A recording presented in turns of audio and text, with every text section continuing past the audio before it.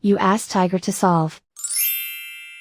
This deals with linear equations with one unknown. The final result is b equals 3. Let's solve it step by step. Swap sides. Group all constants on the right side of the equation. Subtract 1 from both sides. Simplify the arithmetic.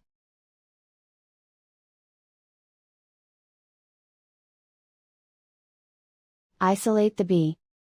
Divide both sides by 3. Simplify the fraction. Find the greatest common factor of the numerator and denominator. Factor out and cancel the greatest common factor. And so the final result is b equals 3.